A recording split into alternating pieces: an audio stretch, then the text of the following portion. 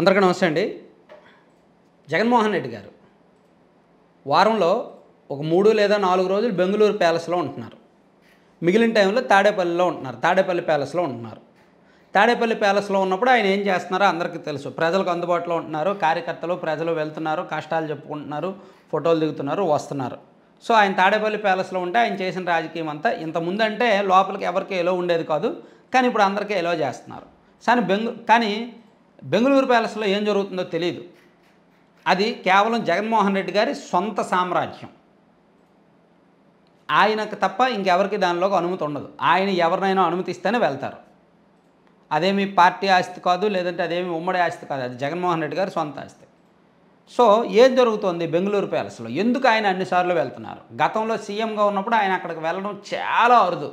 కానీ ఇప్పుడు ఓడిపోయిన తర్వాత ఆయన ప్రతి వారం అక్కడికి వెళ్తున్నారు. 3 లేదా 4 రోజులు అక్కడే ఉంటున్నారు. ఆ మధ్య అయితే ఒక 10 రోజులు అక్కడే ఉన్నారు. సో ఏం జరుగుతోంది? మనం ఆల్రెడీ ఇంతకుముందు చెప్పుకున్నాం. జగన్మోహన్ రెడ్డి గారు బెంగళూరు ప్యాలెస్ వెళ్తున్నారు అంటే ఖచ్చితంగా రకరకాల అంతర్గత అంశాలు చర్చించడానికి. ఆంధ్రప్రదేశ్ రాజకీయాల్లో ఓడిపోయిన తర్వాత ఆయన జగన్మోహన్ రెడ్డి గారు ప్రశాంతంగా ఉండే టైప్ కాదు. ఓటమిని అంత ఈజీగా అంగీకరించే టైప్ కాదు. ఏదో ఒక విధంగా తన రాజకీయ ప్రత్యర్థిని దెబ్బ కొట్టాలి, కుప్పకూల్చాలి అని ఆలోచించే టైపు. సో అందుకే YSR Congress party target hopes అన్నీ కూడా కేంద్రంలో మధ్యంతర ఎన్నికలు వస్తాయి అనే దాని మీద అనేక ఆశలు పెట్టుకొని ఉన్నారు వాళ్ళు. కేంద్రం స్థాయిలో మధ్యంతర ఎన్నికలు వస్తే కనుక వీళ్ళు కొంచెం కేంద్రంలో ఎఫర్ట్స్ పెట్టి అవసరమైతే సొంతంగా నిధులు ఖర్చు చేసి బీజేపీ అంటే ఎన్డీఏను ఓడించి ఇండియా కూటమిని అధికారంలోకి తీసుకొచ్చి దానిలో వీళ్ళు భాగస్వామిగా మారాలి. సో ఆంధ్రప్రదేశ్లో ఎక్కువ ఎంపీలు గెలుచుకోవాలనే ఆలోచనతో ఉన్నారు. టార్గెట్ అది ఉందని మనం గతంలో చెప్పుకున్నాం. సో వీళ్ళ టార్గెట్ ఏంటంటే సెంట్రల్లో ఎన్డీఏ ప్రభుత్వాన్ని కూల్చేయాలి. అలాగని బీజేపీతో శత్రుత్వం పెట్టుకోరు. బీజేపీకి సంబంధం లేకుండా తెర వెనక పావులు కదుపుతారు అవకాశం ఉన్నంత వరకు. అది మెయిన్. అలాగే ఆంధ్రప్రదేశ్లో ఈ ప్రభుత్వాన్ని ప్రశాంతంగా ఉండనేయకూడదు. రకరకాల పిటిషన్లు మూవ్ చేయాలి, రకరకాల ఫిర్యాదులు చేయాలి, రకరకాలుగా అన్ని రకాలుగా కూడా ఇబ్బందులు పెట్టాలి. సో అది టార్గెట్. అందుకు ఇప్పుడు సుప్రీంకోర్టులో ఒక కీలకమైన పిటిషన్ విచారణ దశలో ఉంది, ఎన్నికల పిటిషన్. అది ఏడీఆర్ ఒక రిపోర్టు చూడండి. ఆంధ్రప్రదేశ్లో 12.5% ఓట్లు ఎక్స్ట్రా చూపిస్తున్నారు. దేశవ్యాప్తంగా చాలా పార్లమెంటు నియోజకవర్గాల్లో పోలైన ఓట్లకి లెక్కించిన ఓట్లకి సంబంధం లేదని ఒక ఆరోపణ ఒకటి ఉంది కదా. సో దాన్ని బ్యాక్ ఎండ్ మూవ్ చేస్తున్నది మొత్తం వైఎస్ఆర్ కాంగ్రెస్ పార్టీనే. దాన్ని ఓవరాల్గా లీడ్ చేసుకొని దానికి కావాల్సిన ఫైనాన్షియల్ ఫండింగ్ అరేంజ్మెంట్స్ అంతా కూడా చూస్తున్నది వైఎస్ఆర్ కాంగ్రెస్ పార్టీనే. సో వీళ్ళ ద్వారానే సుప్రీంకోర్టు స్థాయిలో ఈ ఫైట్ జరుగుతోంది. దానివలన అటు సెంట్రల్లో గెలిచిన ఎన్డీఏ ప్రభుత్వానికి వ్యతిరేకంగా, అలాగే ఆంధ్రప్రదేశ్లో ఉన్న ఈ ఎన్డీఏ ప్రభుత్వానికి వ్యతిరేకంగా న్యాయ వ్యవస్థతో పావులు కదుపుతున్నారు. సో అందుకే జగన్మోహన్ రెడ్డి గారు అన్నిసార్లు ఢిల్లీ వెళ్తున్నారు అని రాజకీయ వర్గాల్లో ఒక చర్చ జరుగుతోంది. ఇది అంత ఆషామాషి వ్యవహారం కాదు. ప్రభుత్వాలకు వ్యతిరేకంగా న్యాయ వ్యవస్థ ద్వారా పోరాటం చేయడం, అది కూడా బయటకు తెలియకుండా వేరే కొన్ని థర్డ్ పార్టీల ద్వారా పోరాటం చేయించడం ఆషామాషి వ్యవహారం కాదు.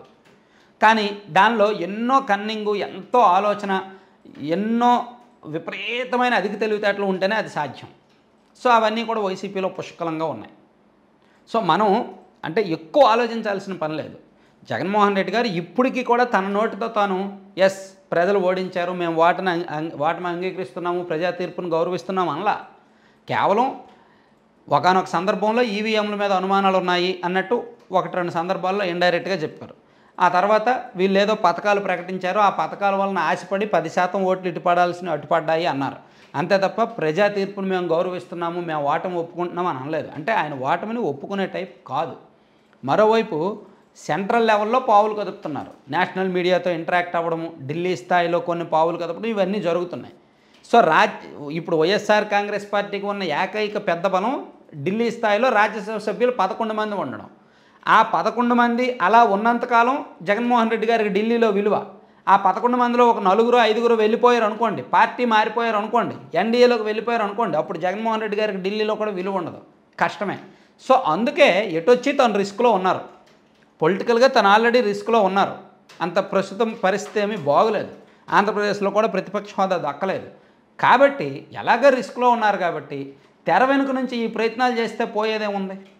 లేకపోతే మీరు ఒకసారి ఆలోచించండి, అసలు ఈ రిపోర్ట్లు ఆంధ్రప్రదేశ్లో 12.5% ఓట్లు ఎక్కువ వచ్చాయి అనే రిపోర్టు ఏమైనా లాజికల్గా మైండ్కి ఎక్కుతుందా? సాయంత్రం 5 గంటలకేమో 68.05% ఓటింగ్ పోలైంది. మొత్తం ఓటింగ్ పూర్తయ్యేసరికేమో అది 81% ఓటింగ్ చూపించారు. కాబట్టి ఆ 12.5% ఓట్లు కూడా అక్రమాలు జరిగినట్టే అని ఎలా చెప్తారండి? సాయంత్రం 5 గంటలతో పోలింగ్ సర్దేశారా? ఆ తర్వాత ఎవరూ లైన్లో లేరా? అర్ధరాత్రి 2 గంటల వరకు 3 గంటల వరకు ఓట్లు వేయలేదా? వేశారు కదా. మన రాష్ట్రం మొత్తం కల్లారా చూసాం కదా.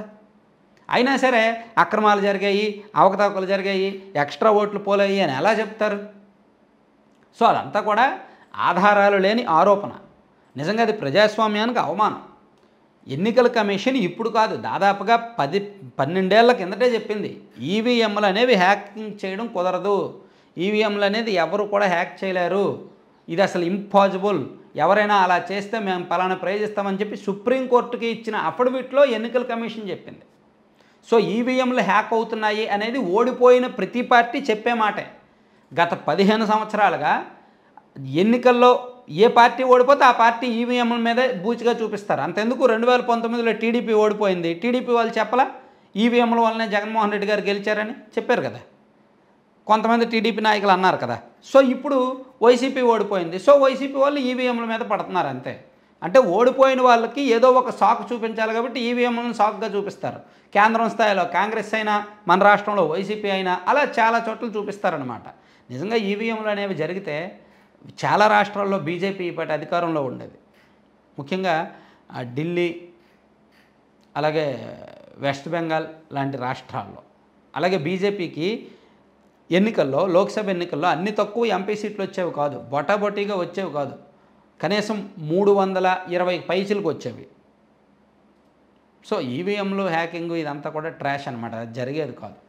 కాబట్టి కానీ న్యాయ వ్యవస్థ ద్వారా ఏదో మూవ్ చేస్తే ప్రభుత్వం మీద కొంత ప్రెజర్ ఉంటుంది, మానసికంగా వీళ్ళు ప్రశాంతంగా ఉండలేరు, కాబట్టి ఒక రకమైన ఒత్తిడికి నెట్టివేయవచ్చు అనే ఒక ఆలోచనతో మేబీ ప్రభుత్వం యొక్క ఆత్మవిశ్వాసాన్ని దెబ్బతీయడానికి, ప్రజల్లో కాస్త చులకన చేయడానికి ఇటువంటి ప్రయత్నాలు జరుగుతాయి తప్ప ఇవి ఎక్కడా కూడా సఫలం అవ్వవు, ఇవేవి సఫలీకృతం అవ్వవు, సక్సెస్ అవ్వవు. కాకపోతే ఒక మైండ్ ఉంది, అధిక తెలివితేటలు ఉన్నాయి, విపరీతంగా డబ్బులు ఉన్నాయి, సో ఒక రాయేద్దాం, గాల్లో రాయేద్దాం, ఏంటి కొండకు వెంట్రుకేద్దాం, పోతే వెంట్రుక వస్తే కొండ, అంతే తప్ప ఇంకా దీనిలో ఇంకేమి జరగదు. సో ఇది మనం యాక్చువల్లీ పెద్దగా ఇది ఓన్లీ పుకారు మాత్రమే, గాసిప్ మాత్రమే. ఆ బెంగళూరు ప్యాలెస్ వేదికగా ఈ చర్చలు జరుగుతున్నాయని, ఆయన ఇదంతా తెర వెనుకుండా నడిపిస్తున్నారనేది పొలిటికల్ గాసిప్ మాత్రమే. ఇది ఎంతవరకు వాస్తవం అనేది కూడా మనం చెప్పలేం. Thank you.